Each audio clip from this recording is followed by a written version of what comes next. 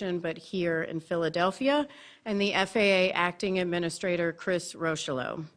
I also want to thank Governor Shapiro, Senator Fetterman, Senator McCormick, Congressman Boyle, Philadelphia Office of Emergency Management, Philadelphia Managing Director's Office, Philadelphia Fire Department, Philadelphia Police Department, Philadelphia Department of Licenses and Inspections, Philadelphia Streets Department, PICO, Philadelphia Gas Works, Philadelphia Department of Public Health, Philadelphia Department of Aviation, the School District of Philadelphia, Philadelphia Parks and Recreation, Philadelphia Commerce Department, Delaware Valley Intelligence Center, Free Library of Philadelphia, Pennsylvania Emergency Management Agency, the Pennsylvania State Police, the Pennsylvania Department of Transportation, the FBI, the Bureau of Alcohol, Tobacco, Firearms, and Explosives,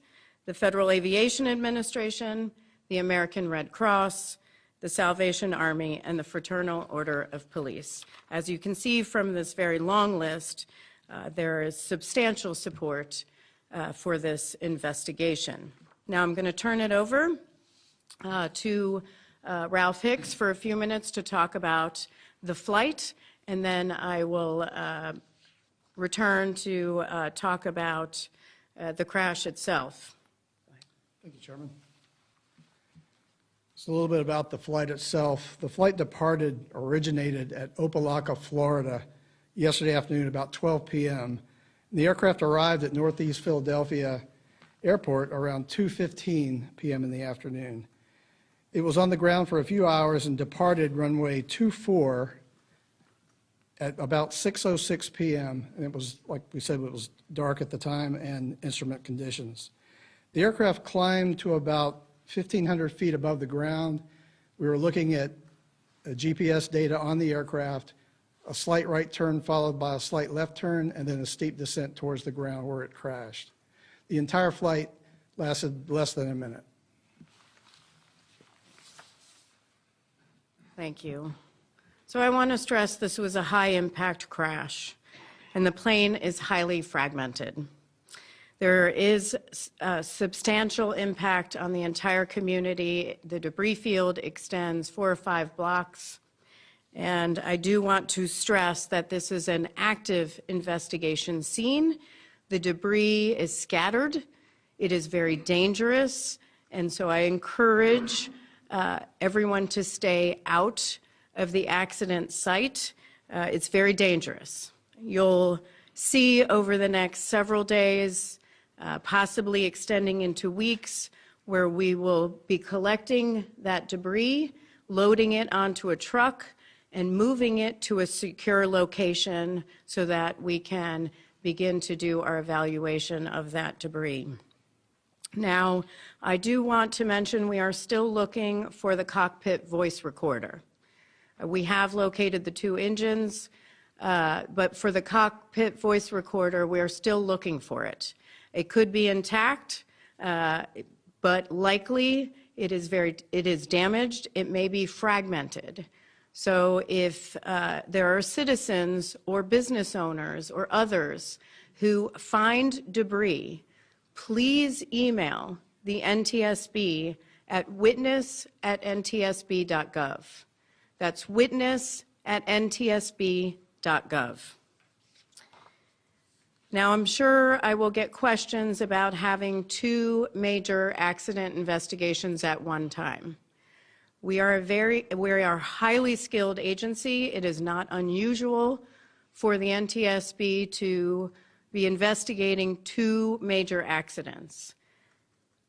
We have tremendous resources at both, and we will get to our findings, our probable cause, and our recommendations, and to a final investigative report.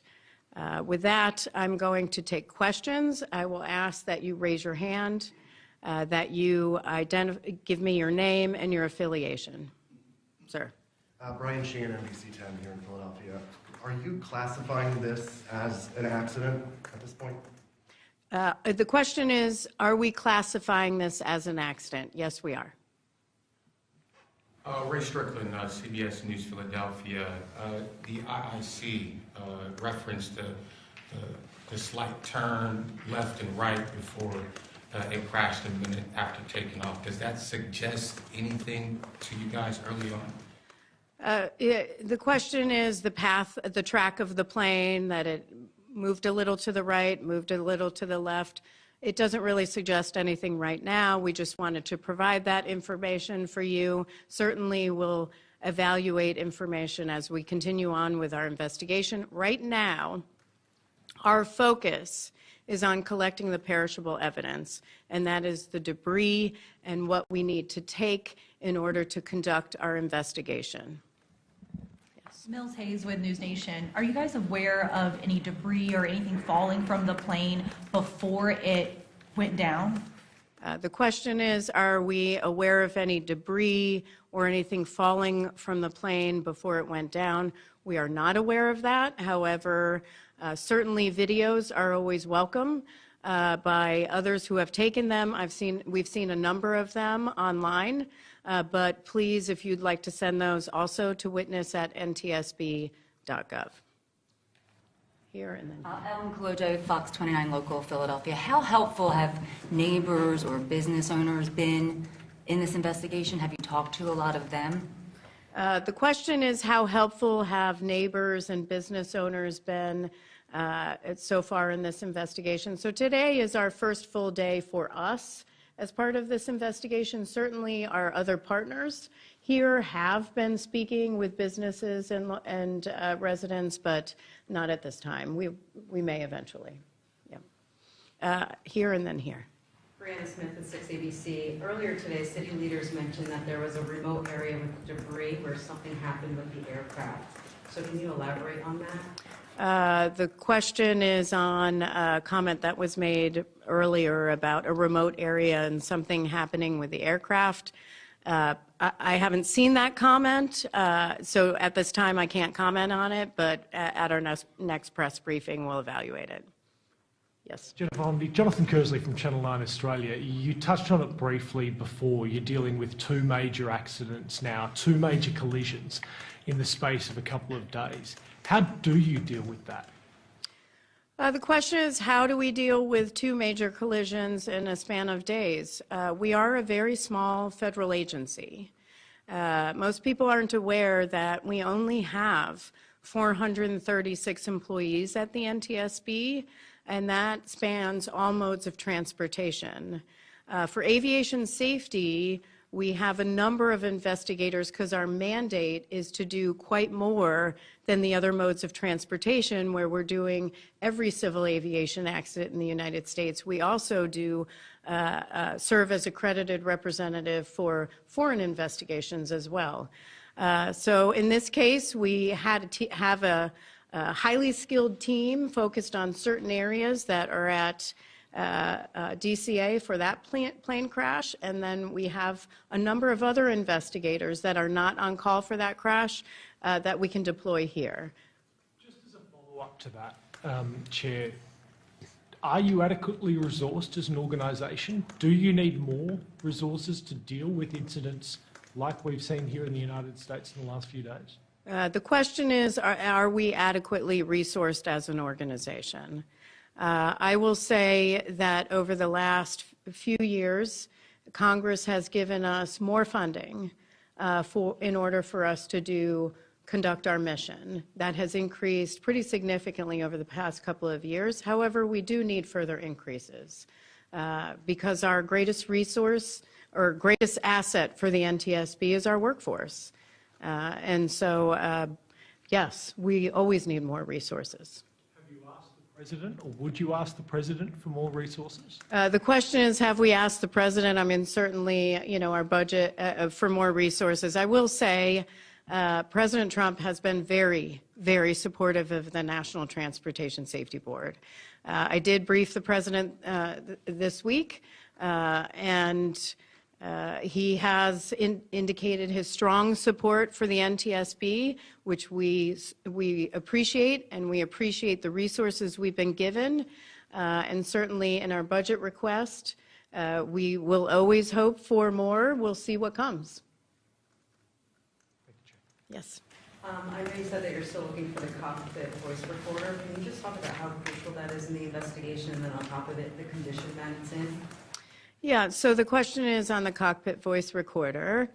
The question is how crucial it is, what condition it's in.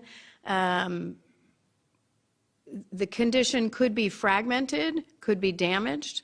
I will say we have an incredible team at our headquarters, our Office of Research and Engineering, who have significant expertise on repairing damaged cockpit voice recorders and flight data recorders. In fact, we're known throughout the world. Other countries send their black boxes to us to fix. And so hopefully, once we can find it, that's the biggest question right now, we can take that back to our lab and evaluate it. How critical is it? Certainly it's critical so we can hear what's happening in the cockpit. However, it doesn't mean that we can't continue our investigation and complete it. We can. It's just a piece of our investigation that gives us more information. Question? Yes. Are there any issues or any signs of issues communicated to the control tower before this happened? The question is, was there any sign of an issue, or was anything communicated from the flight deck to ATC, the air traffic control tower? No. Nothing was communicated. In fact, in the recording that we have, there is an attempt by air traffic controllers to get a response from the flight crew that they didn't receive. Okay. Just a black box. You want people to literally, like, just for lay people, it's just a black box? Is that No, so the question is on the black box. It's actually orange. So it's an orange box, but it could be damaged and might not be orange. And it could be in pieces. So that's why we are asking the public, if you see anything, any types of debris, because you may not know what it is, please email us at witness@ntsb.gov. Thank you very much. We will post on X when our next press conference is. Appreciate it.